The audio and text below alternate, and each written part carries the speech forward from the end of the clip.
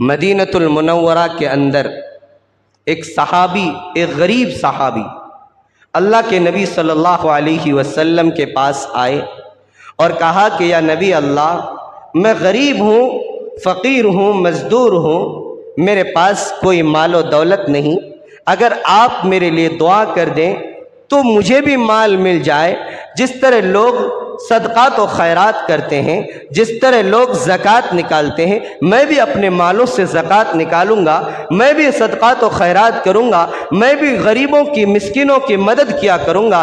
اے اللہ کے نبی، آپ میرے لیے دعا کر دیجئے تاکہ اللہ مجھے بھی مال عطا فرما دے، میں بھی مالدار بنانا چاہتا ہوں۔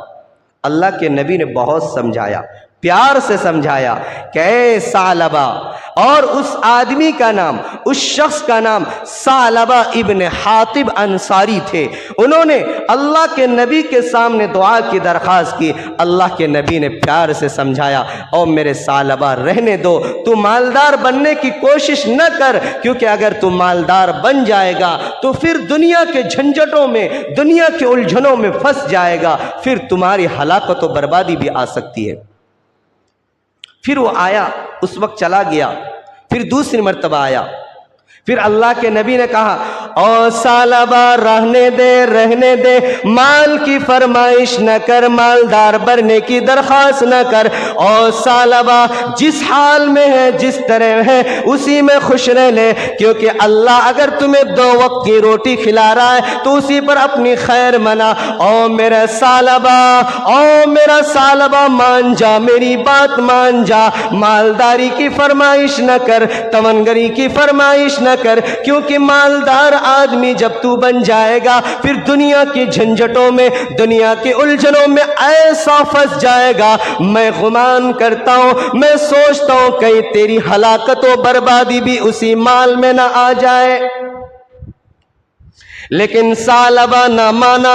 ثعلبہ نے کہا اے اللہ کے نبی، جب آپ کے صحابی جہاد میں جاتے ہیں، دوسرے مالدار لوگ ان کی جہاد کے سامان تیار کرتے ہیں، مجھے بھی رشک ہوتا ہے، کاش کہ میرے پاس مال ہوتا، میرے پاس دولت ہوتا تو میں بھی مجاہد کے سامان تیار کرتا۔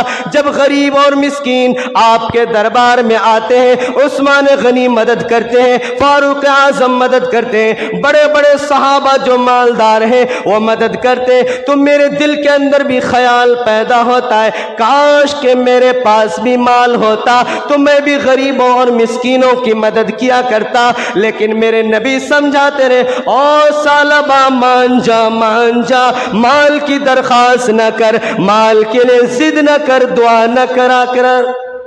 لیکن ثعلبہ مانا نہیں، کہا اللہ کے نبی بس آپ میرے لیے ایک مرتبہ دعا کر دیجئے، اللہ اگر مجھے مال دے دے گا تو قسم اللہ کی، اے اللہ کے نبی میں آپ کے سامنے وعدہ کرتا ہوں، آپ سے میں عہد لیتا ہوں کہ میں اللہ کے راستے میں اپنے مالوں کو لٹا دیا کروں گا، زکوٰۃ دیا کروں گا، صدقات و خیرات کیا کروں گا۔ اے اللہ کے نبی، میں اپنے مالوں کو خرچ کرنے میں پیچھے کبھی نہیں ہٹوں گا۔ اے اللہ کے نبی بس ایک مرتبہ دعا کر دیجئے۔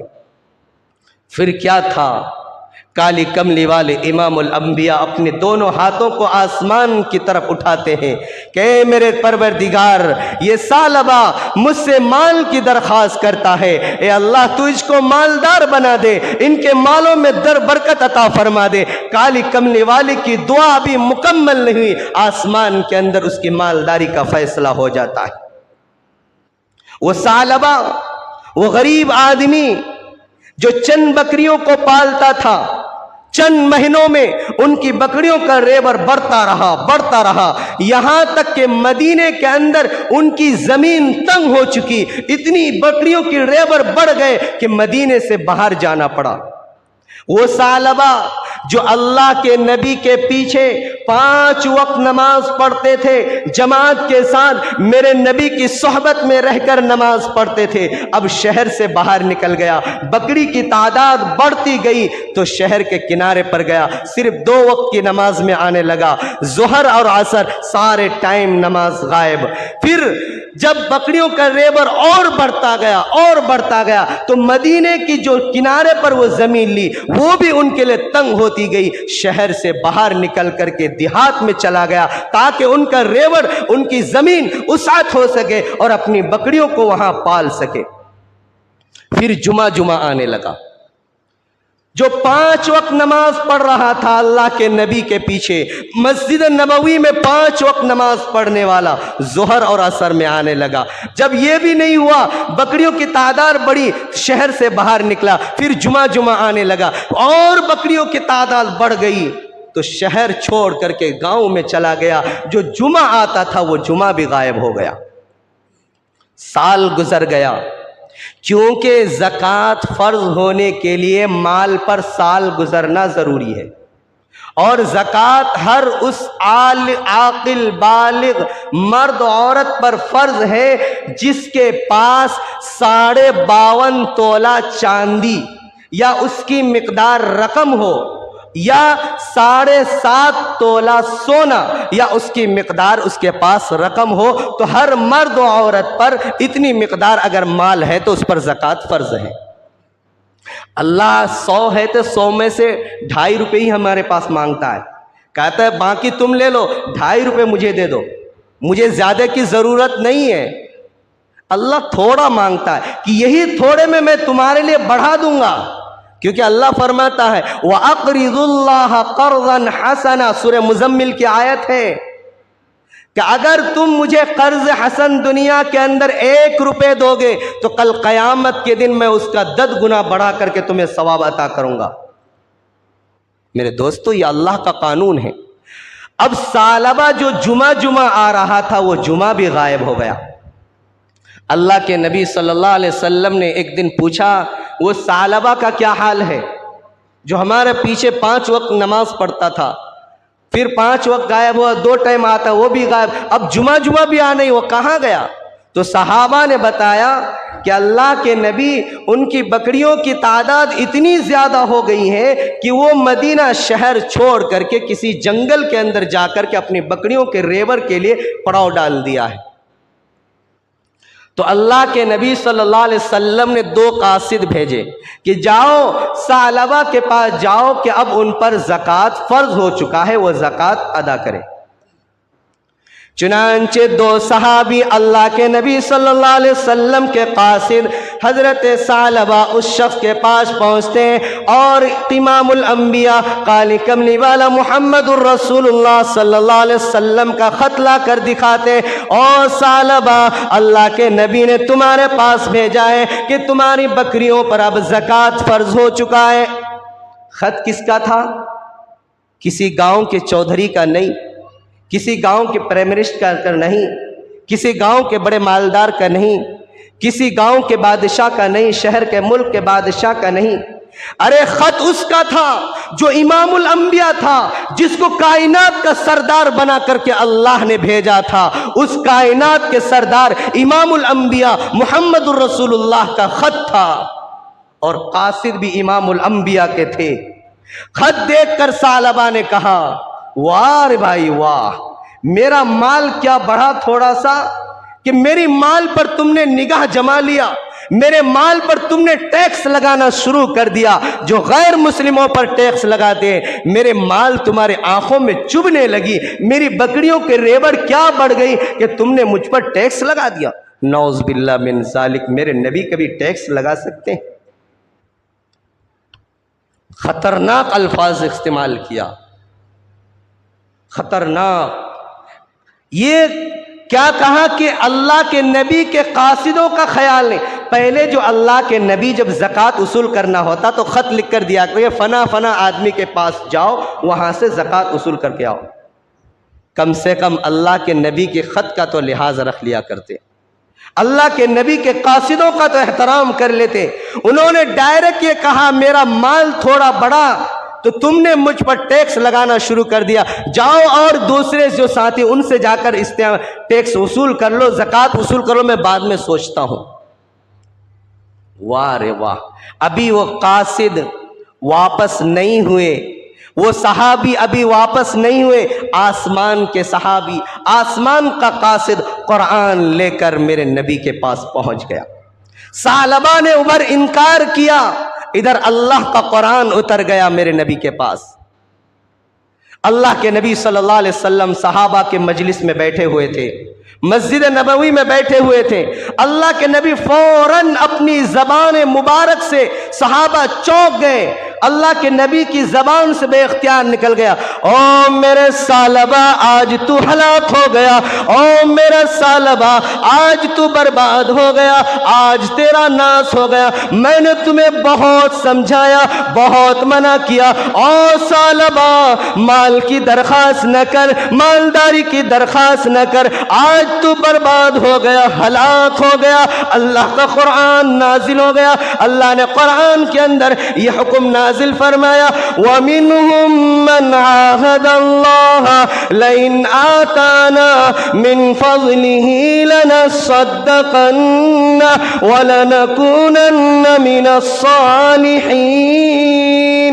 تعالیٰ نے قرآن کریم کو نازل فرما دیا کہ او میرے نبی، بہت سے آپ کے ساتھی، بہت سے آپ کے لوگ ایسے ہیں جو اللہ کے نبی کے پاس آ کر عہد کرتے ہیں کہ اگر مجھے مال مل جائے، مجھے دولت مل جائے تو میں اللہ کے راستے میں خرچ کیا کروں گا، اللہ کے راستے میں زکوٰۃ نکالوں گا، اللہ کے راستے میں صدقات و خیرات کروں گا۔ وَمِنْهُمْ مَنْ عَاهَدَ اللَّهَ لَئِنْ آتَانَا مِنْ فَضْلِهِ لَنَصَّدَّقَنَّ وَلَنَكُونَنَّ مِنَ الصَّالِحِينَ کہ اللہ اگر ہمیں مال دے دے، اللہ مجھے اگر دولت دے دے تو میں صدقات و خیرات کر کے نیک لوگوں میں شمار حاصل کروں گا۔ جب اللہ نے مال دے دیا، اللہ نے مال دے دیا تو اس مال کے اندر اب وہ بخل کرنے لگا، اب اس مال کے اندر وہ کنجوسی کرنے لگا۔ او میرے نبی، ایسے کنجوسوں کا، ایسے بخیلوں کا، ایسے مال و دولت کی ضرورت نہیں مجھے۔ ثعلبہ کی ہلاکت و بربادی قرآن کے اندر نازل ہو گیا۔ ابھی وہ قاصد آئے نہیں تھے واپس، اللہ کے نبی نے فرمایا، او میرے ثعلبہ آج تو برباد ہو گیا، ہلاک ہو گیا، تباہ ہو گیا۔ میں نے بار بار تجھے سمجھایا کہ جو غریبی تمہارے پاس ہے اسی غریبی میں تمہارے لیے بہتر ہے، مال کی فرمائش نہ کر۔ آج تو مال کی فرمائش کر کے تو نے اپنے آپ کو ہلاک کر دیا، تو نے مسلمانوں کے زکوٰۃ کو ٹیکس کر دیا۔ اللہ نے حکم کر دیا کہ قیامت تک ان کے ایک بکری بھی اب اے میرے نبی تجھے لینا نہیں۔ ان کے مجلس کے اندر، اللہ کے مجلس کے اندر، کیونکہ پہلے جو صحابی ہوتے تھے نا آپس میں بہت محبت کرنے والے ہوتے تھے۔ آج ہمارے طرح نہیں کہ دل کے اندر بغض بھرا، اگر کوئی برباد ہو تو ہم اس پر خوش ہوئے، اور برباد ہو جائے تو اچھا ہے۔ پہلے اگر کوئی صحابی کسی اپنے ساتھی کے بارے میں سنتے تھے کہ یہ برباد ہو جائے گا تو وہ تڑپ جاتے تھے۔ فوراً وہاں سے ایک صحابی اٹھا، اپنے گھوڑے پر سوار ہو گیا اور ثعلبہ کے پاس پہنچ گیا۔ اے ثعلبہ، تو نے کیا کہہ دیا؟